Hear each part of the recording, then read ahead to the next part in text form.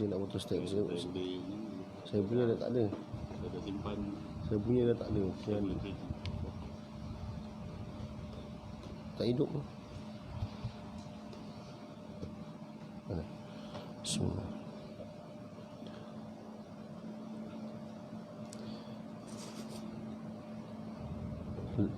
Al-Fatihah. Ya Hadratin Muhammad sallallahu alaihi wasallam. Allah subhanahu wa ta'ala يفقهنا في الدين وأن نبتعلين وأن الله سبحانه وتعالى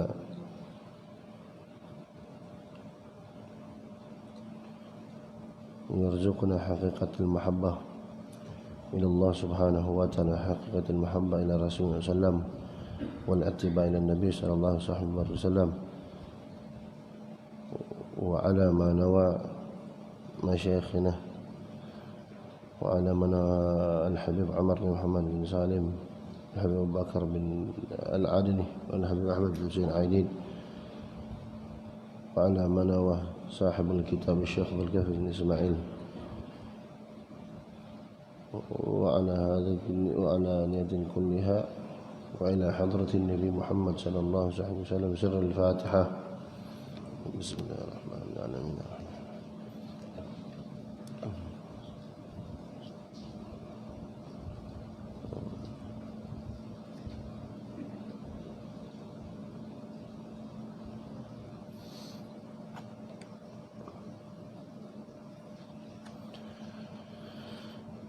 Assalamualaikum warahmatullahi ta'ala wabarakatuh. Alhamdulillahi rabbil alamin. Wassalatu wassalamu ala ashrafil anbiya wal mursalin wa ala alihi wa sahbihi ajma'in. Rabbi syrah lana sudurana wa yassir lana umurana abwabal fahmi wal hikmah kama fatahta ala anbiya'ika wa awliyaika min ibadika as-salihin. سبحانك لا علم لنا إلا ما علمتنا إنك أنت العليم الحكيم ولا حول ولا قوة إلا بالله العلي العظيم. نويت التعلم والتعليم والتذكر والتذكير والنفع والانتفاع والإفادة والاستفادة والحث على التمسك بكتاب الله وسنة رسوله والدلالة إلى الهدى والدعوة على الخير وابتغاء مرضات الله وقربه وثوابه. أما بعد.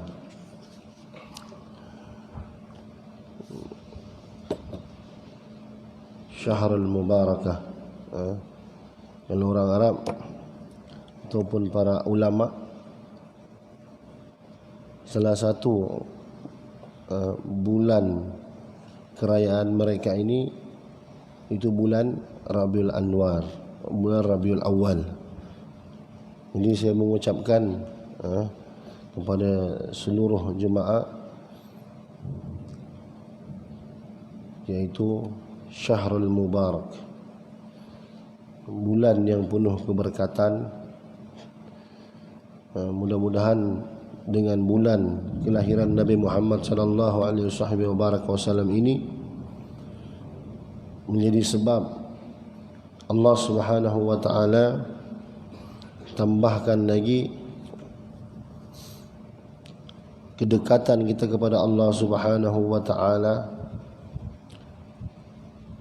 dengan erti tambahkan lagi ketaatan dan takwa kita kepada Allah Subhanahu wa taala, dan menambahkan lagi kecintaan kita dan kepatuhan kita dan kedekatan kita kepada Rasul sallallahu alaihi wasallam, dengan makna kita berusaha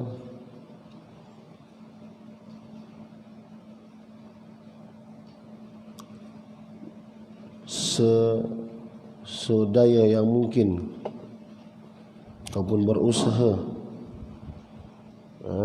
untuk mempraktikkan, melaksanakan sunnah-sunnah Rasul sallallahu alaihi wasallam di dalam kehidupan kita. Mudah-mudahan menjadi sebab cahaya hidayah kepada kita di sepanjang umur kita. Amin ya rabbal alamin. Jadi alhamdulillah hadirin dirahmati Allah Subhanahu wa taala, kita bersyukur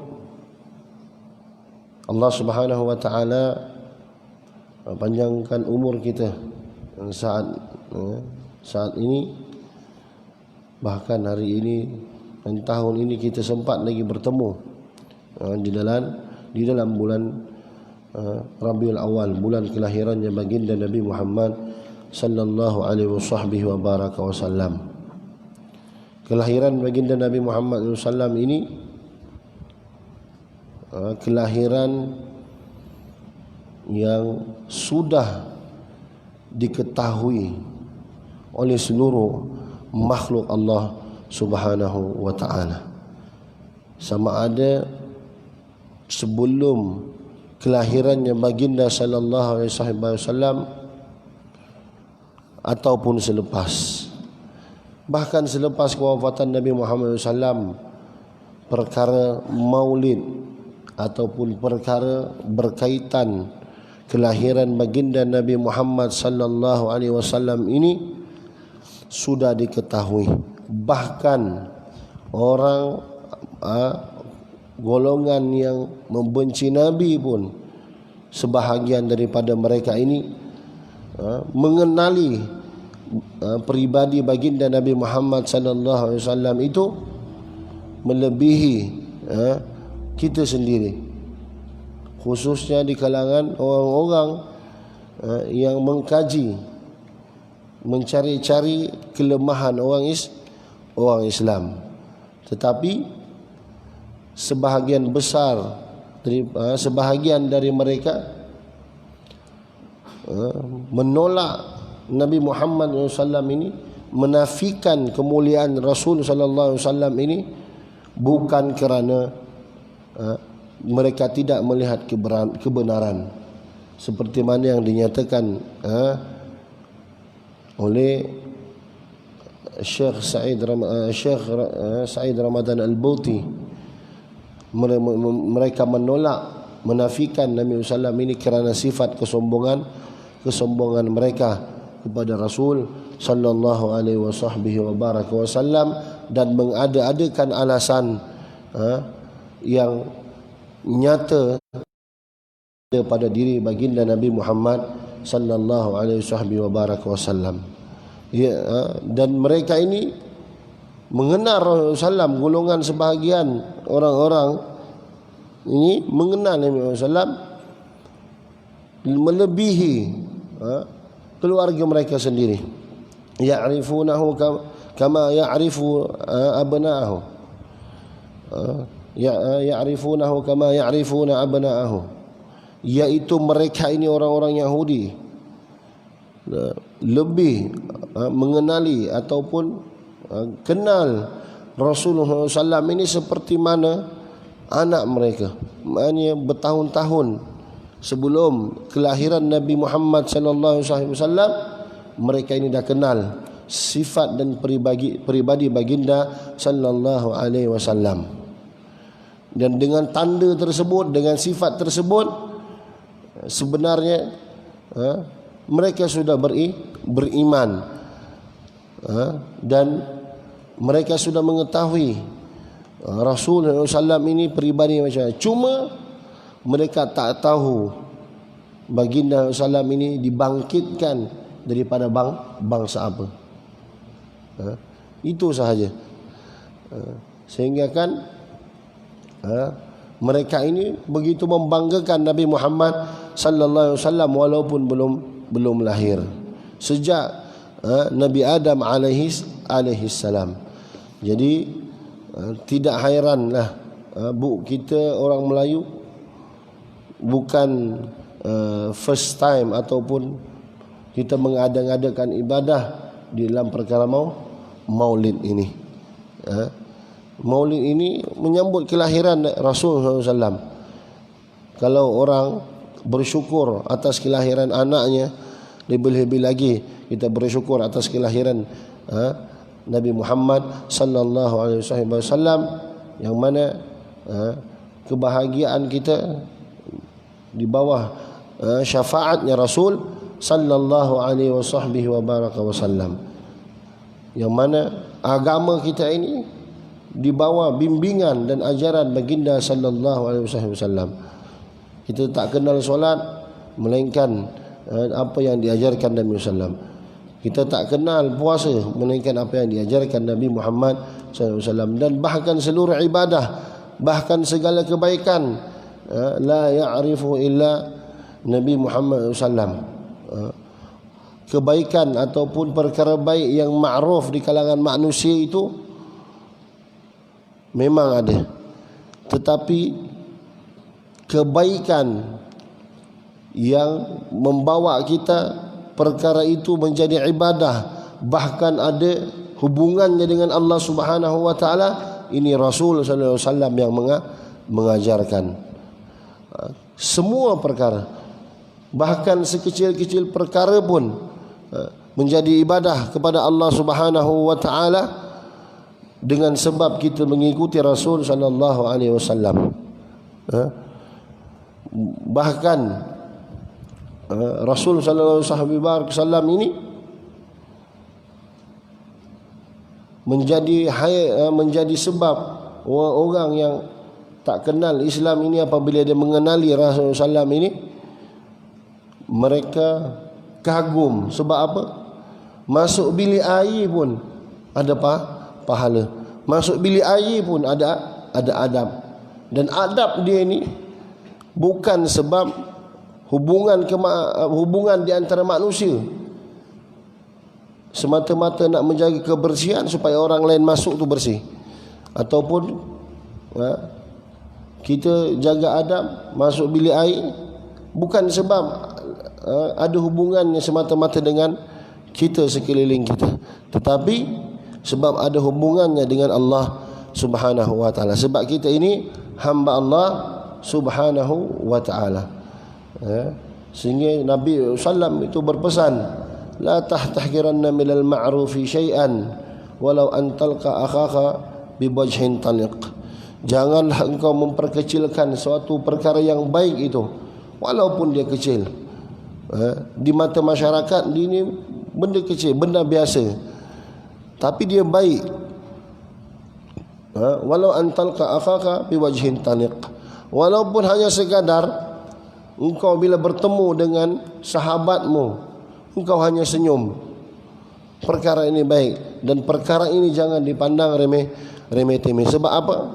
Sebab di sunnah Rasul sallallahu alaihi wasallam. Maka seharusnya dan sewajarnya kita merayakan Maulid Nabi Muhammad sallallahu alaihi wasallam ini. Dan kita ini orang Islam dekat Syarik Asia ataupun khususnya Nusantara ini, kita mengenal Rasul sallallahu alaihi wasallam ini selain daripada pengajian-pengajian sirah. Kita mengenali Rasul sallallahu alaihi wasallam ini melalui maulid-maulid. Sebab maulid itu menceritakan tentang kelahiran Rasul sallallahu alaihi wasallam. Jadi tidak asing bagi kita, bahkan jadi pelik kita ni orang Islam tapi tak kenal Rasulullah SAW. Pelik orang Islam tapi tak merayakan Maulid Rasul sallallahu alaihi wasallam. Kita merayakan ataupun bersyukur kita ada tahun Islam Hijriah, tapi kita tak kenal siapa yang menjadi sebab adanya tahun Hijrah ini. Kita bersyukur ada puasa, tapi kita tak sebahagian orang tak merasakan satu kebesaran bagi dirinya kalau bukan sebab Nabi Muhammad sallallahu alaihi wasallam. Dia tak kenal puasa. Dia tak kenal puasa itu ibadah kepada Allah Subhanahu wa taala. Sebab apa? Ada sebahagian ajaran agama yang lain berpuasa, tetapi puasa mereka bukan seperti mana yang Nabi sallallahu alaihi wasallam ajarkan. seperti haji, semuanya itu dengan sebab Rasul sallallahu alaihi wasallam. Sebab itu kita sungguh-sungguh pada bulan Rabiul Awal ini berusaha kita membaca sirah Nabi Muhammad SAW. Kalau kita dekat Yaman, masa belajar dulu di tempat belajar Darul Mustafa, setiap ruangan kecuali bilik air je, kita akan membacakan sirah Nabi Muhammad SAW sepanjang sebulan tersebut. Semua bilik, semua ruangan, tempat makan, surau, jalan laluan kita dalam kampus kita belajar, kita baca sirah Nabi Muhammad sallallahu alaihi wasallam. Kita baca setiap malam. Jadi kalau yang tak duduk di asrama, diorang ni baca kat mana? Dengan keluarga. Ada buku sirah Rasulullah SAW, baca dengan keluarga sampai khatam akhir bulan Rabiul Awal. Mereka baca sirah Rasul sallallahu alaihi wasallam. Kalau kita bergembira masuknya bulan Ramadan, kalau kita gembira masuknya bulan haji, kita dapat pergi haji. Lebih-lebih lagi kita gembira apabila masuknya bulan Rabiul Awal, kerana bulan kelahiran Rasul sallallahu alaihi wasallam. Jadi itu sedikit tentang Rasul sallallahu alaihi wasallam. Mudah-mudahan menjadi saksi di sisi Allah Subhanahu wa taala, menjadi saksi di sisi Nabi Muhammad SAW. Kita memang merayakan, bergembira, bersyukur atas kelahiran baginda Nabi Muhammad sallallahu alaihi wasallam dengan kita menyebutnya Nabi Muhammad sallallahu alaihi wasallam. Sehingga Nabi SAW mengatakan, bersabda, aqrabukum minni alayya manzilatan yaumal qiyamah man akthara alayya as-salah. Siapa yang banyak orang yang paling dekatku ataupun tempatnya di syurga nanti dekat dengan aku adalah orang yang banyak berselawat ke atasku, yaitu orang yang banyak berselawat dan ingat Rasul SAW dan banyak menyebut Rasul sallallahu alaihi wasallam. Kemudian sehingga Nabi sebutkan orang ini kedekut, seperti mana kita pernah sebut sebelum ini, al-bakhilu man dzakirtu indahu falam yusalli alaih. Termasuk orang yang kedekut, termasuk orang yang kedekut apabila disebut namaku di hadapannya, dia tidak berselawat ke atasku. Hadis ini yang disebutkan di dalam kitab susunan Al-Habib Umar bin Muhammad bin Salim bin Hafiz, dalam kitab Mukhtarul Hadis, dalam kitab Mukhtarul Hadis. Baik, insya-Allah kita sambung kepada fasal yang ke-9. Betul lah, fasal yang ke-9. Fasal yang ke-9. Betul.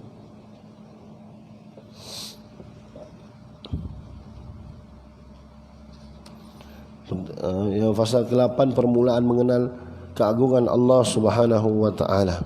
Baik. Seterusnya kesan.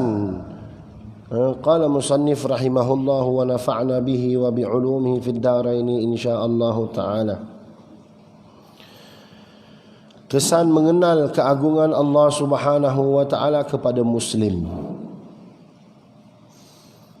yaitu asar. Apa dia kesan? Kalau seseorang itu sudah mengenal keagungan Allah Subhanahu wa taala melalui ilmu yang dia pelajari dan melalui al-umur Al-umur yamur fi hayatihi, perkara ataupun perkara-perkara yang lalu ataupun yang dia lalui di dalam kehidupannya.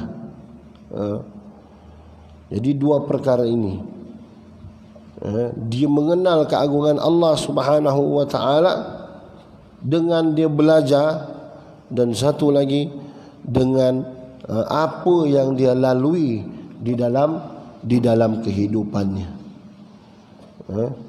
Dan seseorang itu tidak akan dapat mengenal keagungan Allah Subhanahu wa taala melainkan ada hidayah daripada Allah Subhanahu wa taala, melainkan ada taufik daripada Allah Subhanahu wa taala. Sebab apa? Ada orang lebih alim daripada kita kalau nak cerita tentang Allah Subhanahu wa taala, lebih hebat nak mengajarkan kepada kita tentang ilmu tauhid, tetapi dirinya sendiri tak mengenal keagungan Allah Subhanahu wa taala. Apa maknanya orang yang mengenal keagungan Allah Subhanahu wa taala ini? Yaitu orang yang susah untuk dia, tak sampai hati untuk dia bermaksiat kepada Allah Subhanahu wa taala. Tak sampai hati dia mengkhianati Allah Subhanahu wa taala dengan dirinya sendiri. Walaupun kesan maksiat dia tersebut ke atas dirinya, dia malu bermaksiat kepada Allah Subhanahu wa taala. Ini orang yang mengenal keagungan Allah Subhanahu wa taala. Sehingga sampai tahap orang-orang yang kenal keagungan Allah Subhanahu wa taala ini malu untuk dia beramal kerana inginkan syurga, dan malu apabila dia terjerumus kepada malu kepada Allah Subhanahu wa taala, dia beramal kerana takutkan neraka. Ada iman orang yang seperti ini. Sebab apa? Mereka ini mengenal keagungan Allah Subhanahu wa taala. Maknanya hadirin dirahmati Allah Subhanahu wa taala, kalau di dalam diri kita ini masih ada lagi percikan kemaksiatan daripada diri kita ini, maknanya kita belum kesan mengenal keagungan Allah Subhanahu wa taala dalam diri kita ini masih sangat kurang. Masih sangat kurang, sehingga kita tidak heran maksiat yang dilalui ataupun maksiat yang lalu di dalam diri kita, sehingga kita tidak heran maksiat yang lalu di hadapan kita. Dan maksudnya hadirin dirahmati Allah Subhanahu wa taala, apabila seseorang mengenal keagungan Allah Subhanahu wa taala, apa sahaja yang berkaitan Allah, apa sahaja yang berkaitan, yang ada hubungannya dengan Allah Subhanahu wa taala, dia pantang ada orang yang mengusiknya. Ada orang yang cuba merosakkannya. Ada orang yang mencuba untuk merosakkan perkara tersebut dengan menunjukkan kebiadapan kepada Allah Subhanahu wa taala. Ini orang-orang yang mengenal keagungan Allah Subhanahu wa taala dengan erti dia adalah orang yang bertakwa. Innama yakhshallaha min ibadihi ulama.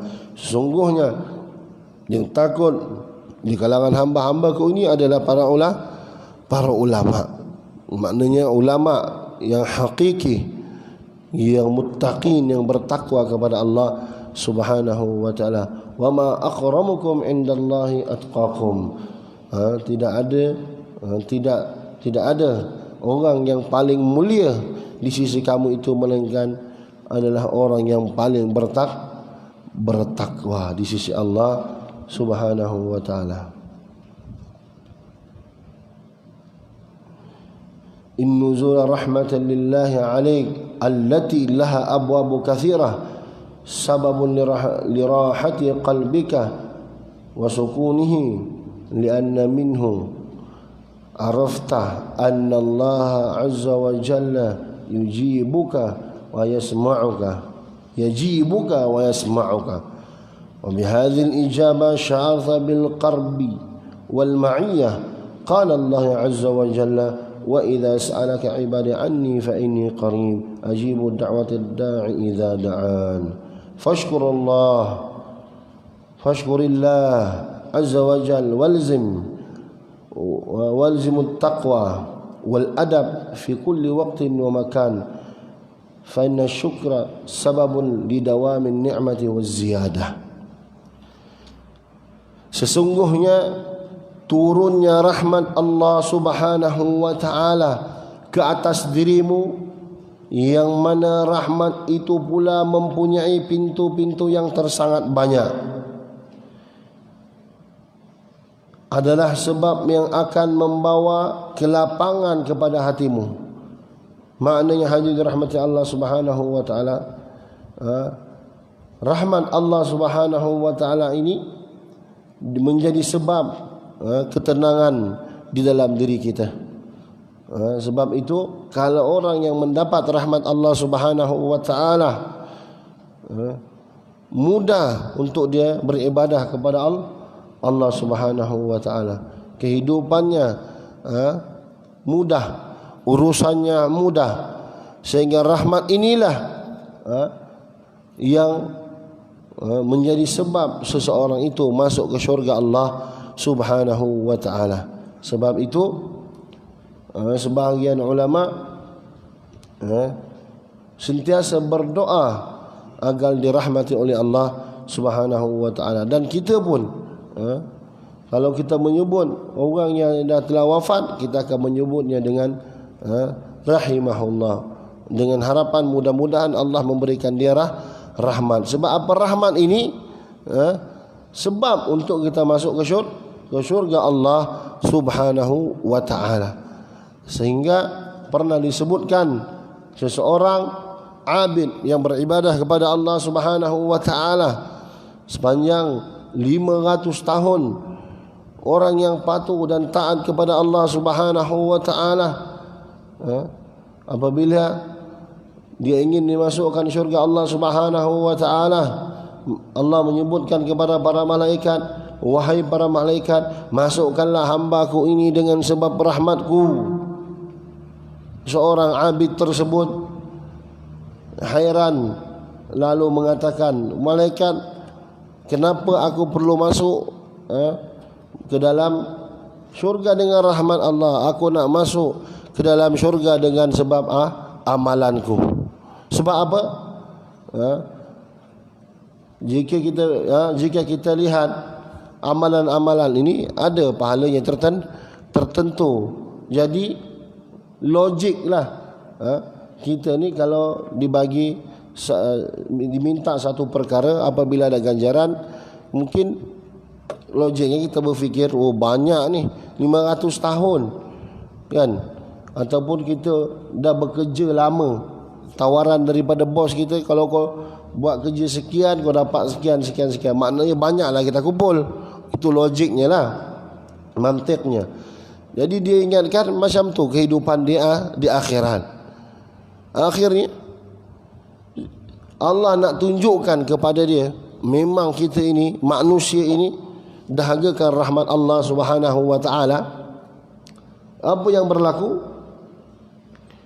Allah Subhanahu wa ta'ala nak tunjukkan kepada kita melalui hadis ini, Allah Subhanahu wa ta'ala perintahkan malaikat agar menimbang amalan dia 500 tahun tersebut dengan nikmat mata yang Allah berikan kepada kita. Kemudian ditimbang nikmat mata dan apa dia? Ibadah dia tersebut selama 500 tahun. Bila ditimbang, berat, nikmat mata ini lebih berat daripada ibadahnya 500 tahun, sehingga Allah mengatakan malaikat masukkan dia ke dalam ke dalam neraka dengan sebab keadilannya Allah Subhanahu wa taala.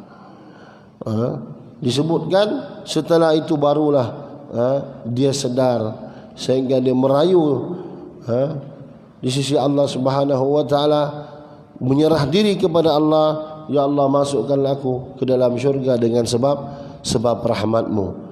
Kemudian barulah Allah Subhanahu wa taala merintahkan kepada malaikat, masukkan hamba ini dengan sebab rahmat. Sebab apa? Hadirin dirahmati Allah Subhanahu wa taala, satu nikmat Allah Subhanahu wa taala kita tak mampu. Yang mana yang kita lihat satu nikmat ini sebenarnya satu nikmat ni ada bertindih-tindih nikmat yang ada. Yang kita nampak ni nikmat yang zahir, sehingga kita katakan ni satu nikmat. Sedangkan kalau kita nikmat yang ada pada diri kita ini sahaja sudah ribu-ribu nikmat.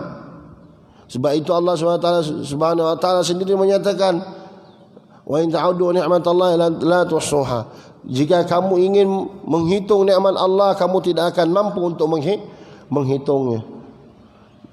Kalau kita kiralah mata kita ini sahaja, Allah SWT nyatakan tersebut, mata kita, satu nikmat mata ni bukan kita nampak mata ni boleh melihatnya. Mata kita, apa yang ada dalam mata kita ni, darahnya lagi, urat-uratnya lagi, apa dia faedah putih mata, apa faedah hitam mata tu, apa faedah mata kita kat depan, apa faedah mata kita dua. Ini semua nikmat Allah. Ini baru nikmat mata kita kira. Apa faedah ada bulu mata, apa faedah ada kening. Semua itu nikmat yang Allah SWT berikan. Dan kalau setiap nikmat, kalau kita kira ada nikmat lagi, setiap nikmat kalau kita kira ada nikmat lagi ni, sehingga tak ada seorang pun yang mampu untuk menghitung nikmat Allah Subhanahu wa taala. Di setiap nikmat adanya di atasnya nikmat. Jumpa nikmat tersebut ada lagi nikmat. Maknanya satu nikmat ni tak mampu kita nak hitung dia punya nikmat. Baik. Itulah hadirin rahmati Allah Subhanahu wa taala yang dinyatakan oleh tuan guru kat sini. Maknanya kalau seseorang itu diturunkan rahmat Allah Subhanahu wa taala ke atas dirinya, menjadi sebab apa dia? Membawa kelapangan kepada dirinya. Jadi kalau kita dah kenal keagungan Allah Subhanahu wa taala ini, lapanglah diri kita. Sebab apa? Kalau apabila maknanya orang sudah mengenal keagungan Allah, apapun yang berlalu di dalam kehidupannya, dia tak heran. Dia sakit, dia miskin, dia senang, dia kaya, kehidupannya biasa. Biasa macam mana? Tidak merungsingkan dia sehingga mengganggu ketaatannya kepada Allah Subhanahu wa taala. Kalau sebelum ni dia susah, tiba-tiba bisnes maju jadi jutawan, solat dia tetap. Kalau sebelum ni dia memang ahli jemaah, masjid Ubaidullah subuh istiqamah, itu masa dia susah, bisnes dah maju, dia tetap juga menjadi jemaah Masjid Ubaidullah, solat subuh. Sebab apa? Bagi dia hamba Allah Subhanahu wa taala. Kalau dia susah ataupun dia kaya, semasa dia kaya mampu bagi sedekah sana sini, mampu bantu orang sana sini, ketika dia susah pun dia mampu bantu orang sana sini. Jadi ini orang yang ada sifat mengagungkan Allah Subhanahu wa taala, dan orang mengetahui bersyukur, dan orang yang sedar dirinya ini tidak ada apa-apa sehingga hatinya lapang. Sebab itu saya pernah sebut tentang sifat ataupun tentang seorang yang tidak heran dengan kemiskinan dan tidak heran dengan kekayaan. Kaifa akhafu minal faqr wa ana abdul ghani. Macam mana aku nak takut aku menjadi hamba yang susah, hamba yang fakir, sedangkan aku ini adalah hamba yang maha kaya. Sebab itu kalau hadirin dirahmati Allah Subhanahu wa taala, kalau agama ni, kalau Allah ni nak tengok kita orang yang sebagai hamba Allah Subhanahu wa taala yang baik perlu kaya. Nabi Muhammad SAW itu kaya ke? Ataupun seorang hamba ni perlu yang baik di mata Allah Subhanahu wa taala, yang dekat dengan Allah Subhanahu wa taala ini perlu miskin ke? Tidak. Sebab ada juga di kalangan ulama yang kaya, di kalangan sahabat pun kaya. Sayyidina Abu Bakar kaya, Sayyidina Abdul Rahman bin Auf kaya, Sayyidina Uthman bin Affan kaya. Makna ajaran Nabi Muhammad SAW ini bukan mengenalkan, bukan bawa kita kenal Allah Subhanahu wa taala agar engkau yang miskin kau kena jadi kaya, ataupun yang kaya engkau kena jadi miskin.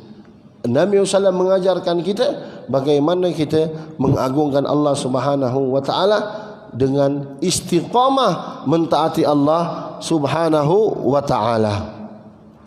Baik.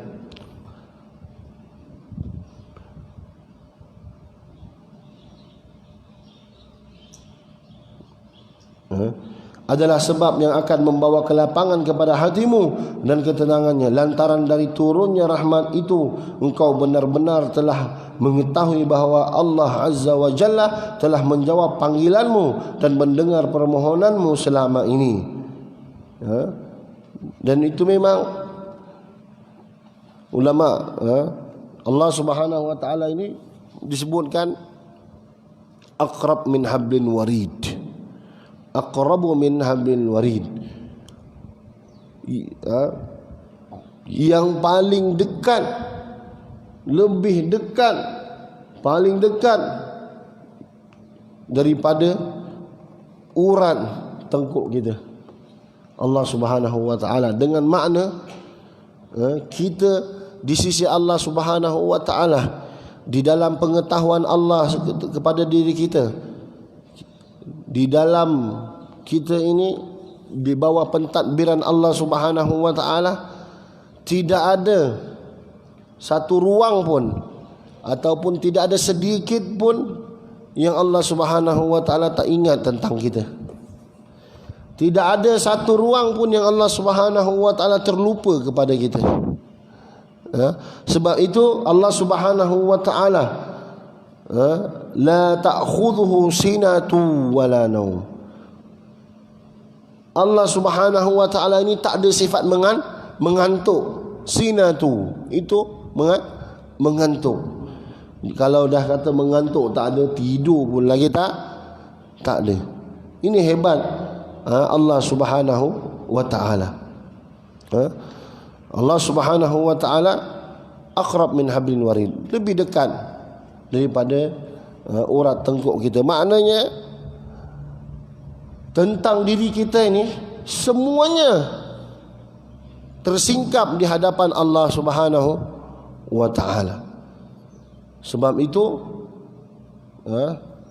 yang saya sebutkan tadi, bila orang betul-betul mengenal Allah, malu untuk dia bermaksiat. Sebab apa? Dia sudah mendapat iman ihsan, an ta'budallaha ka'annaka tarahu fa illam takun tarahu fa innahu yara. Menyembahlah engkau oleh Allah Subhanahu wa taala seolah-olah engkau melihat Allah, dan jika engkau tidak dapat demikian, yakinlah Allah sedang melihat engkau. Sebab itu ada seorang murid yang belajar dengan seorang masyayikh ataupun seorang syekh al-murabbi al-mursyid, ya. Dan kisah ini, pelajar tersebut pelajar yang dekat dengan syekh, walaupun mungkin di mata sahabat-sahabatnya, rakan sebayanya, rakan sekelas, memandang dia ni taklah pandai sangat, ramai lagi yang pandai, tapi kenapa syekh asyik lebihkan dia pula? Apa-apa syekh suka berurusan dengan dia. Jadi pelajar-pelajar ni tak puas hati, tak puas hati. Bila dia tak puas hati, dia pergi tanya kepada syekh, syekh, kenapa syekh selalu lebihkan dia ni? Kita pun ada juga, kalau nak kata pandai, dia taklah pandai sangat, yang pandai ni lagi pandai, kan? Apa sangat special dia ni sehingga syekh macam membanding-bandingkan kami dengan dia. Syekh tak jawab apa-apa.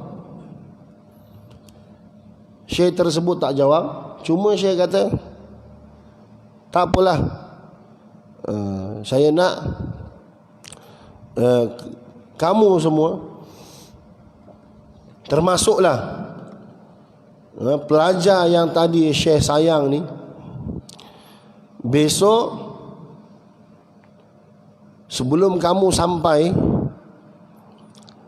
di sekolah ataupun di madrasah,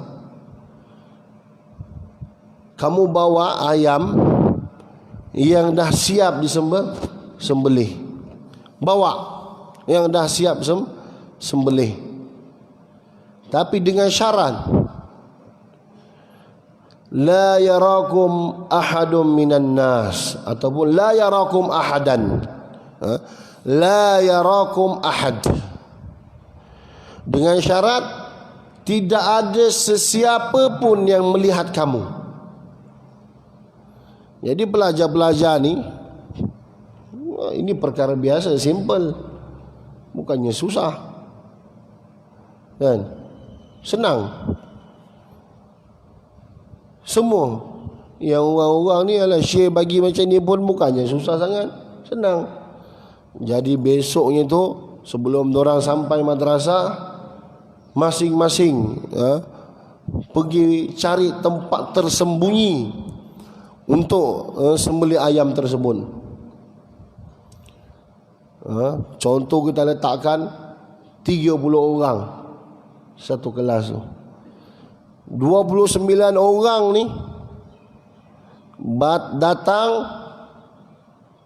ketiga 30 pelajar ni semua mencari tempat, termasuk orang yang disayangi oleh syekh ini, pelajar yang disayangi oleh syekh, cari tempat tersembunyi.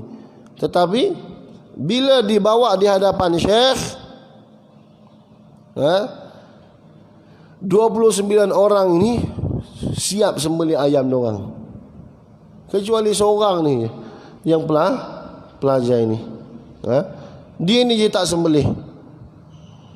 Dalam keadaan dia susah hati dengan syekh dia, sebab syekh suruh sembelih, dia je tak sembelih. Jadi dia pun masuk kelas dalam keadaan risau, sedih, tak dapat melaksanakan apa yang diperintahkan oleh gurunya.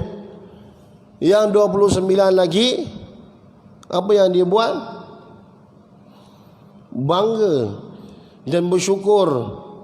Tengok syekh, kami dah potong ayam, sembelih ayam ni mudah. Syekh kata, betul tak ada yang nampak kamu? Betul syekh, saya dah masuk tempat sekian, dah masuk dalam hutan, saya masuk dalam macam-macam alasan yang mereka nak menunjukkan, tak ada orang, tak ada siapa pun yang nampak mereka.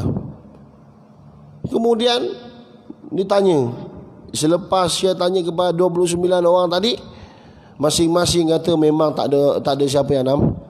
Sampai kat budak ni, engkau, diorang semua dah ejek. Tengok saya kata, apa ni yang Syekh bangga-banggakan ni, tak ikut pun cakap Syekh. Kan? Tak ikut pun cakap Syekh. Syekh suruh datang sembelih ayam, dia tak sembelih pun.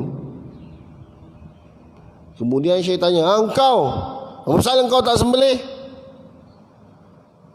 Dengan penuh rendah diri kepada gurunya, Syekh, yang pertama saya minta maaf, saya tak dapat laksanakan perintah Syekh.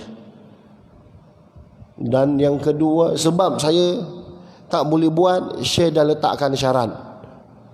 Syekh kata, apa pula kau tak boleh buat? Syarat tu lah, tujuan saya supaya kau buat. Masalahnya Syekh punya syarat, tidak ada sesiapa pun yang boleh melihat saya ketika nak sembelih.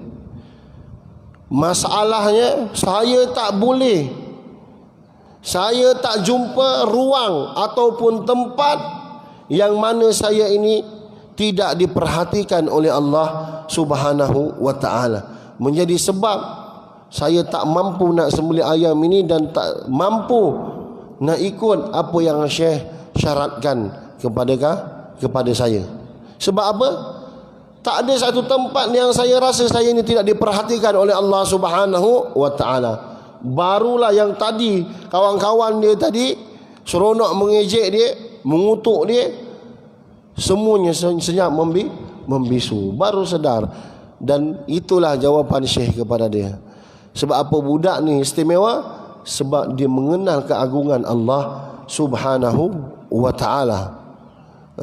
Dia mengenal keagungan Allah Subhanahu wa ta'ala. Baik. Jadi ramai di kalangan kita ini macam tu. Dan di antara peluang untuk kita mengenal keagungan Allah Subhanahu wa ta'ala ini dengan kita sentiasa bermunajat kepada Allah Subhanahu wa ta'ala. Mana munajat ni, kita menjaga zikir kita kepada Allah, menjaga amalan kita, sentiasa berzikir kepada Allah Subhanahu wa ta'ala dan memohon doa kepada Allah Subhanahu wa ta'ala. Apa sahaja doa kita, sehingga Allah Subhanahu wa ta'ala, wa idza sa'alaka ibadi anni fa inni qarib. Allah Subhanahu wa ta'ala ajarkan kepada Nabi Muhammad sallallahu alaihi wasallam,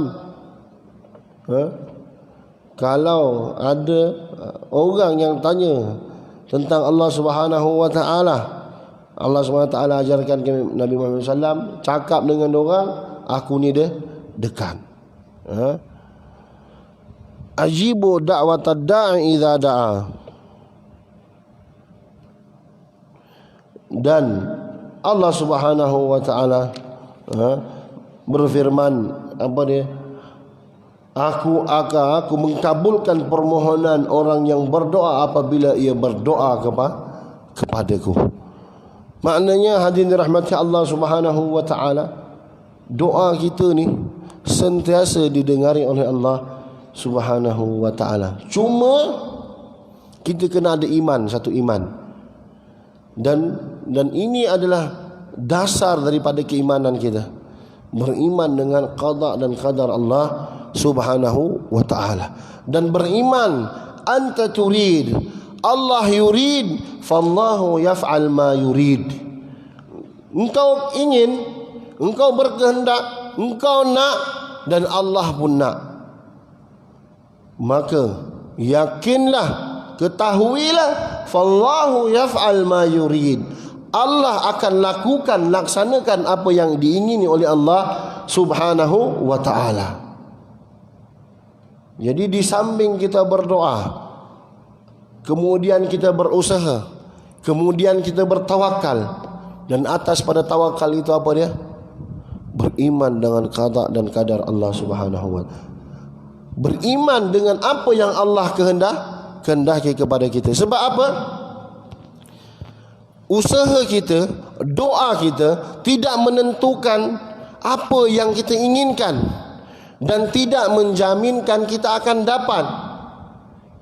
Tetapi dengan iman kita boleh dapat semua apa yang kita inginkan. Sebab apa? Sebab ketentuan Allah. Ada orang tawakal, usaha-usaha tawakal. Saya dah tawakal Ustaz. Macam mana kau tawakal? Saya dah doa, saya dah buat baik, saya dah puasa, saya dah bagi sedekah. Allah tak bagi pun apa yang saya nak. Oh, maknanya salah. Cara engkau tawakal tu salah. Sebab apa? Seolah-olah engkau mewajibkan Allah Subhanahu wa taala bagi apa yang engkau nak. Seolah-olah engkau buat solat ni supaya engkau dapat macam ni. Apabila engkau tak dapat, engkau merajuk.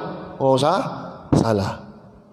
Sedangkan perkara tersebut apabila kita lakukan tak menentukan pun, kita boleh dapat apa yang kita nak. Tapi bila ada iman,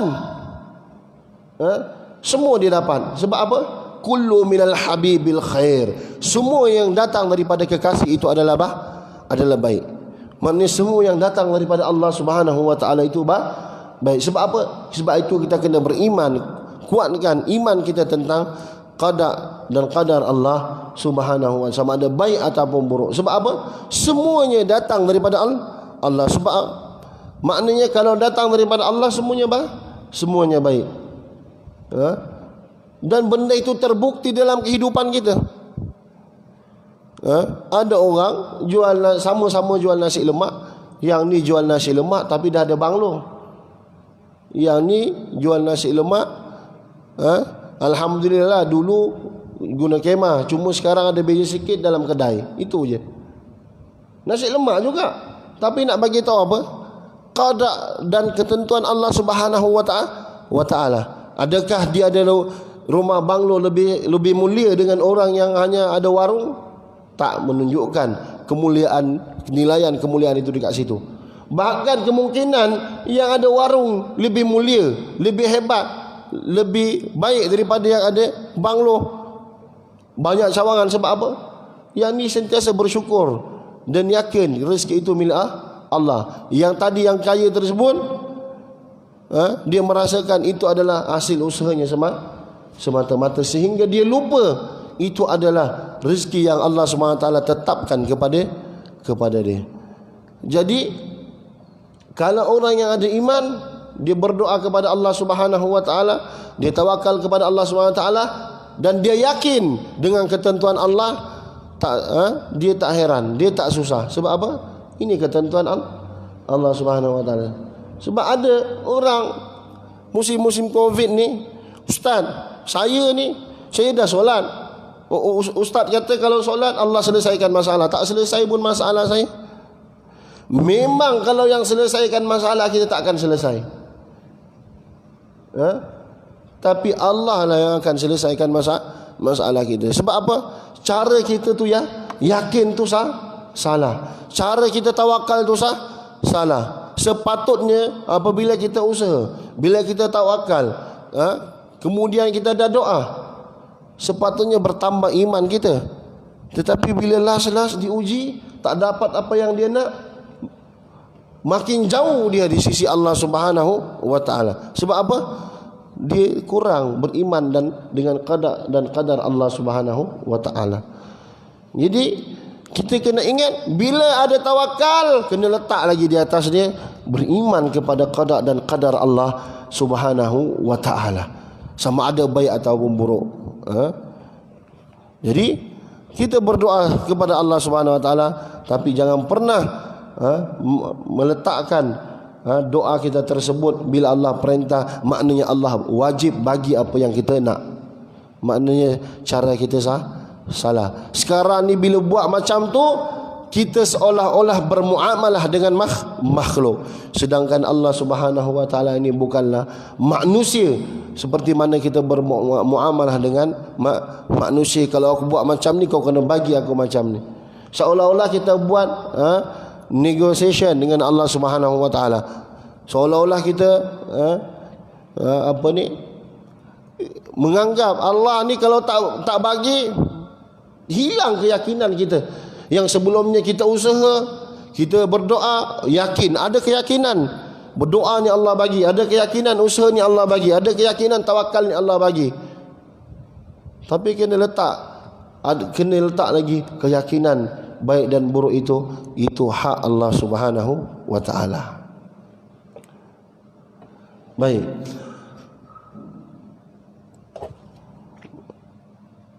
Kemudian, maka hendaklah engkau bersyukur kepada Allah Azza wa Jalla, sentiasa bertakwa dan memelihara adab. Yang ni paling penting. Bertakwa, kemudian bersyukur.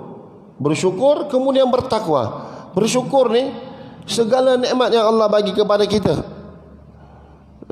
Kadang-kadang hadirin dirahmati Allah Subhanahu wa taala, jangan kita memandang nikmat ini hanya yang di mata kita baik. Kadang-kadang apa yang kita tak dapat pun itu adalah nikmat daripada Allah Subhanahu wa taala. Kemudian apa dia? Bertakwa dan memelihara adab. Nah, inilah tadi adab itu tadi kepada Allah Subhanahu wa taala. Bila kita tak dapat, kita tak mengatakan apalah Allah Subhanahu wa taala waliyadzubillah, aku dah buat dia tak bagi pun. Ni adab tu tak ada. Maknanya memelihara adab pada setiap waktu dan tempat, kerana sesungguhnya bersyukur itu adalah sebab berkekalan dan bertambahnya nikmat. Berkekalan dan bertambahnya nikmat ini dengan erti istiqamah kepada Allah Subhanahu wa taala. Wallahu alam. Minggu depan baru kita tambahkan sedikit penjelasan tentang berkekalan dan bertambahnya nikmat ini. Wallahu alam. Subhanakallahumma hamdika asyhadu an la ilaha illa anta astaghfiruka wa atubu ilaih. Bismillahirrahmanirrahim. Wal 'asr innal insana lafi khusr illa alladhina amanu wa 'amilus shalihat wa tawassaw bil haqqi wa tawassaw bis sabr. Alhamdulillahirabbil alamin. Yang baik daripada Allah Subhanahu wa taala, yang kurang daripada kekurangan diri kita, namun dengan sifat kesempurnaan Allah Subhanahu wa taala kita berharap agar Allah Subhanahu wa taala mencukupkan kekurangan kita dan menyempurnakan segala kekurangan dan kekhilafan dalam diri kita. Amin ya rabbal alamin. Sallallahu alaihi wasallam Muhammad wa sallam. Alhamdulillahirabbil alamin wal afu minkum.